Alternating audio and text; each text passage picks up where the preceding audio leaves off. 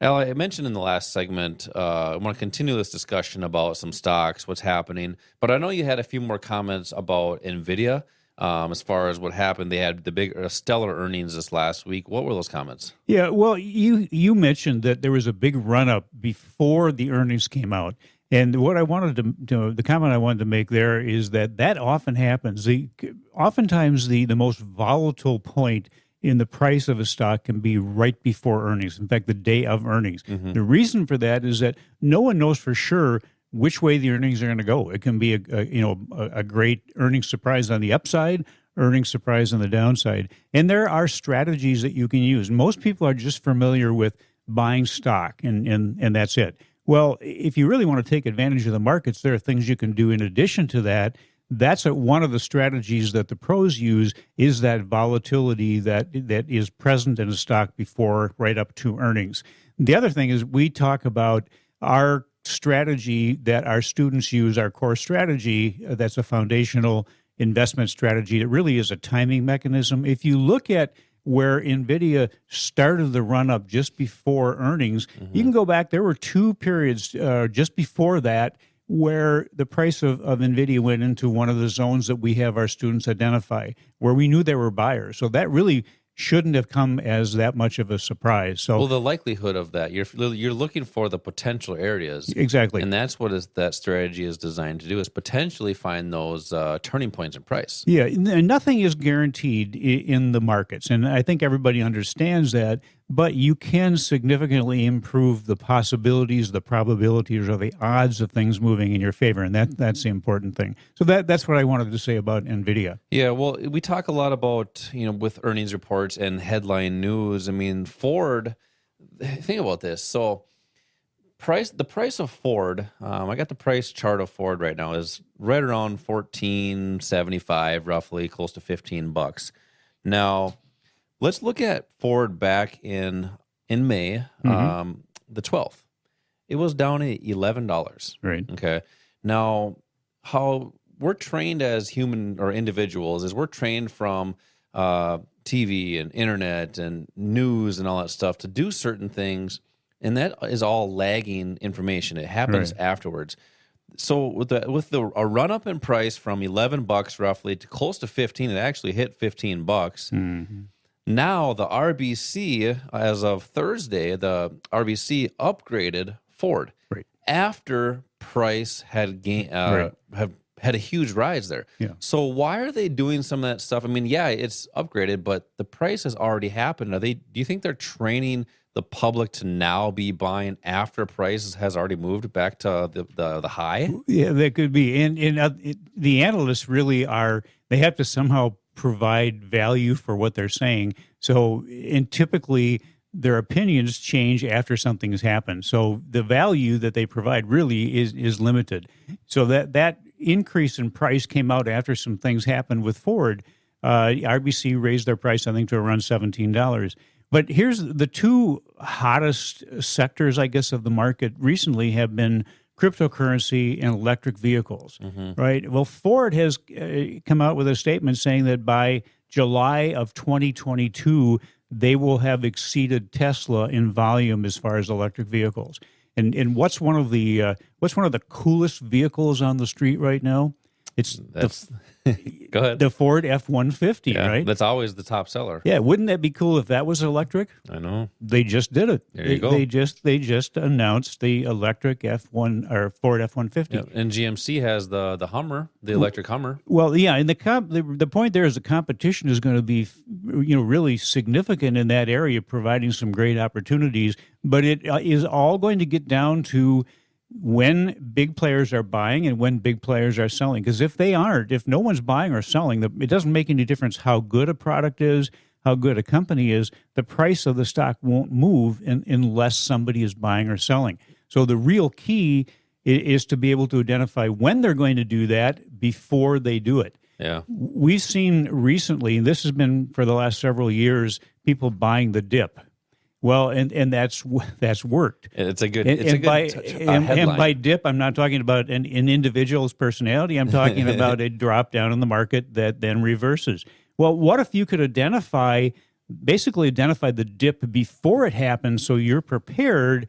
So when everybody else starts buying, they're just providing a profit for you. That's what our core strategy does. It helps you. Basically, that's what it's doing. It's identifying those dips before they happen. Yeah. Just to give shed some more light on Ford, back in 2020, April, it was down at $4. Yeah. Right, Price has already increased 290% roughly. And now the RBC is coming up with upgrades. Yeah. So it's a little fishy. That's why you need a strategy that's designed to find those turning points in prices, or the wholesale price, not retail prices. Because right now we're sitting at retail prices. It's basically back where it was at in 2015. Yeah. Well, so it's already high. Yeah, this is the real point there, though. The analysts will come out and they will upgrade something or they will downgrade it. But the institutions that they are working for probably have already taken a position before that happens. Yep. So wouldn't it be better just to follow what they're doing, what they're showing us in the market, instead of waiting until they tell us to do something after the fact, after a lot of the profit has already been realized? Yeah, and that's where a lot of our listeners want to understand more about price charts, how to make these decisions. You had mentioned the core strategy. It's a strategy that's designed to teach you to make better investing decisions, and do that with a rules-based strategy. So you need the rules, but you also need the proper tools. Yeah, you mentioned something pretty interesting a little bit ago, and I want to make sure our listeners caught that. You said analyst opinions change. Now, we've been seeing a lot of headline news about inflation. One day when the market's up, you're going to see inflation is going away and price is rising because there's no more fears on inflation. The next day you see a down day, inflation is back. Inflation fears in the market has investors selling in the markets. Why are they just changing their opinions every single day? Is it headline news? Is that why they're doing that? Well, the people that are providing those headlines have to be able to provide something that catches your attention. If every day you turned on a news source and the news was, well, you know what, everything looks great, no news to report, after a while you'd stop listening to that. Yeah. They need to have something that's kind of substantial and is borderline earth-shattering. But let me tell you two of the strategies that Wall Street uses against you that kind of refer to what we just talked about. One is called the pump and dump. And what I mean by that is that oftentimes if a company comes out and they start boosting their story about a particular stock, they raise the price target on it, for example, it might be that they're trying to pump up the price of that stock because they want to sell it. That's pump and dump. The reverse of that is called a poop and scoop. And that is where maybe they'll short a stock or they'll come out with a negative story to drop the price of that stock, and then they'll swoop in and they'll buy it. And hedge funds, this has happened and does happen probably on a regular basis, where hedge funds can easily throw maybe $4 or $5 million into a position just to boost the price up, to get the public involved, because once the public sees the price move up, they start jumping in. And the whole goal there might be for that hedge fund just to move the price up because they want to sell at a higher price. So there's a manipulation that goes on that either can take advantage of you, which the big firms are more than willing to do, or you can take advantage of those things. Again, it's the price chart. The price cannot lie. It doesn't lie. What you see on a price chart really tells a story about what's happening. And the important thing there is to be able to read that story, and that comes from the proper education. You're right. So with just to give some, I feel like we're kind of pumping and dumping on the news outlets and everything, but just to understand and think about who is giving you the news and why are they giving you this information, especially in investment decisions. Because if people are tuning into like CNBC, let's just say, I love CNBC. They have great information. But who owns CNBC? It's Comcast. Who owns Comcast? Vanguard owns Comcast. Now, who do you think owns Vanguard? It's actually BlackRock. BlackRock is the world's largest asset manager, guiding individuals. They're financial professionals guiding individual people. Now, if they're giving information after it's happening, price has already moved. They're telling their clients potentially, or telling the public, now is the time to buy. They could be making those decisions on TV for their benefit. Right. It's unfortunate. Yeah, well, it is. I mean, they're in business for their bottom line, and whatever they need to do to boost that bottom line, they're going to take the opportunity to do that.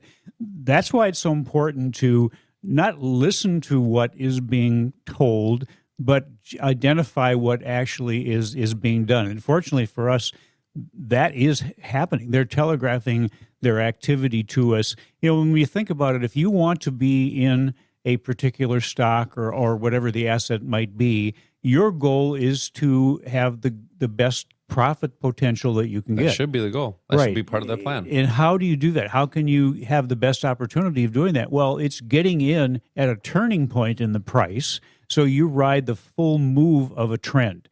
It's identifying the turning point so you can get in, and then the turning point when that trend ends so you can get out.